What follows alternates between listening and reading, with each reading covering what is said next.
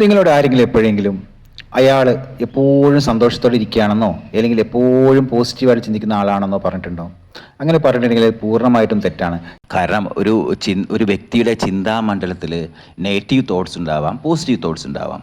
എപ്പോഴാണ് നമ്മളെ ബാധിച്ചു തുടങ്ങുക എന്ന് പറഞ്ഞാൽ ഈ നെഗറ്റീവ് തോട്ട്സ് പോസിറ്റീവ് തോട്ട്സിനെക്കാട്ടിയും ഇരട്ടിയായി മാറുക, അല്ലെങ്കിൽ ഈ നെഗറ്റീവ് ചിന്തകൾ ഈ പോസിറ്റീവായിട്ട് ചിന്തിക്കുന്നതിനെക്കാട്ടിയും കൂടുതൽ അളവിൽ വളരെയധികം വരും, അല്ലെങ്കിൽ സദാസമയം നമ്മുടെ മനസ്സിലേക്ക് കയറി വരും. അപ്പോഴാണ് നമ്മളത് ബാധിച്ചു തുടങ്ങുക.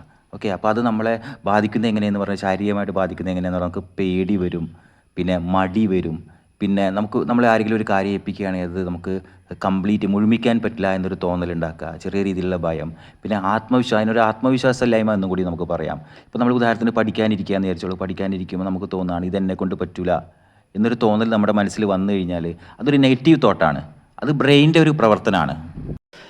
അപ്പോൾ നമ്മളെന്ത് ചെയ്യണമെന്ന് പറഞ്ഞു കഴിഞ്ഞാൽ ഇങ്ങനെ അന്തർലീനമായി കിടക്കുന്ന കാര്യങ്ങൾ ഒഴിവാക്കാൻ ശ്രമിക്കുക, ഒഴിവാക്കാൻ നമ്മൾ ശീലിക്കുക.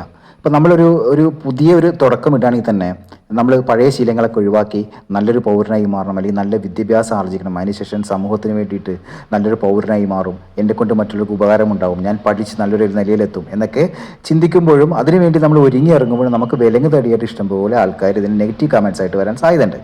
ഞാനൊരു കഥ പറയാം. ഒരു സ്ഥലത്ത് ഒരു വ്യാപാരി ഉണ്ടായിരുന്നു. അയാൾക്ക് പ്രിയപ്പെട്ട ഒരു കഴുതയുണ്ടായിരുന്നു. കാരണം അയാളുടെ കനമുള്ള ഭാരമുള്ള സാധനങ്ങളെല്ലാം താങ്ങി അയാളെ സഹായിച്ചിരുന്ന ഈ കഴുതയാണ്. അപ്പോൾ ദിവസം അയാളുടെ വ്യാപാര സ്ഥാപനത്തേക്ക് പോകുന്നത് കഴുതയെ കൊണ്ടാണ്. കാരണം ലോഡും സാധനങ്ങളൊക്കെ അതിൻ്റെ പുറത്ത് വെച്ച് കിട്ടിയിട്ടാണ് പോയിരുന്നത്. അവർ പോകുന്നത് ഒരു മരുഭൂമി പോലത്തെ പ്രദേശത്ത് കൂടിയാണ്. അപ്പം അയാൾക്ക് വളരെ സ്നേഹമുള്ളൊരു മൃഗമായിരുന്നു കഴുത, അയാളുടെ ആ അരുമ മൃഗം. പക്ഷേ ഒരു ദിവസം അവർ പോയിക്കൊണ്ടിരിക്കുമ്പോൾ വഴിമധ്യേ വലിയൊരു കൊടുങ്കാറ്റുണ്ടാവുകയും കാലാവസ്ഥയിലേക്ക് വളരെയധികം മാറ്റം വന്നിട്ട് വലിയൊരു കൊടുങ്കാറ്റുണ്ടാവുകയും ആ ഒരു അങ്കലാപ്പിൽ ഈ കഴുത ഒരു കുഴിയിലേക്ക് വീണു പോവുകയും ചെയ്യുകയാണ്. അതിനെത്ര ശ്രമിച്ചിട്ട് മുകളിലേക്ക് കയറാൻ പറ്റുന്നില്ല. കഴുത എന്ന് പറഞ്ഞാൽ ഈ വ്യാപാരിയെക്കാട്ടി കൂടുതൽ പോസിറ്റീവായിട്ട് ചിന്തിക്കുന്ന ഒരു മൃഗമാണ്. കഥയാണല്ലോ, അങ്ങനെ ചിന്തിക്കുന്ന ഒരു മൃഗമാണ് നമുക്ക് കരുതാം. അപ്പം ഇയാൾക്ക് ഈ കഴുതയെ ഉപേക്ഷിക്കേണ്ടി വരുന്ന ഇയാളുടെ മനസ്സിൽ ഇങ്ങനെ ചിന്തകൾ വരികയാണ്. നെഗറ്റീവ് തോട്ട്സ് വന്നു തുടങ്ങി. ഇങ്ങനത്തെ ഒരു കാലാവസ്ഥ എനിക്കിനി രക്ഷപ്പെടാൻ പറ്റില്ല, അപ്പോൾ എനിക്കെങ്കിലും രക്ഷപ്പെടണം, കഴുത അവിടെ കിടക്കട്ടെ എന്നുള്ള രീതിയിലാണ് അയാൾ ചിന്തിച്ചു തുടങ്ങിയത്. അപ്പോൾ ആ നെഗറ്റീവ് തോട്ട്സിൽ അയാൾ എന്ത് ചെയ്തു? അയാൾ അവിടെ നിന്ന് ചിന്തിച്ചു. പിന്നെ അയാൾ എന്ത് ചെയ്തു?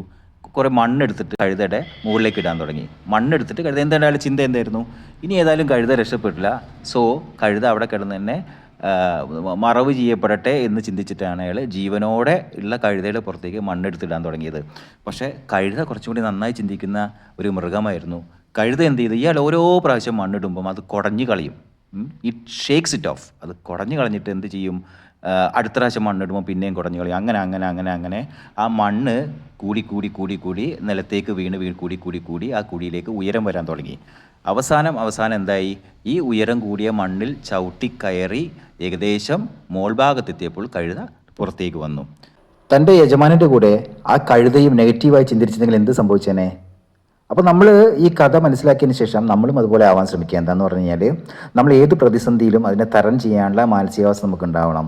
എന്ത് നെഗറ്റീവ് തോട്ട്സ് വന്നോട്ടെ അത് നമ്മൾ മാക്സിമം പോസിറ്റീവാക്കി മാറ്റാൻ ശ്രമിക്കുക. അങ്ങനെ ജീവിതത്തിൽ വിജയിച്ച് മുന്നേറുക.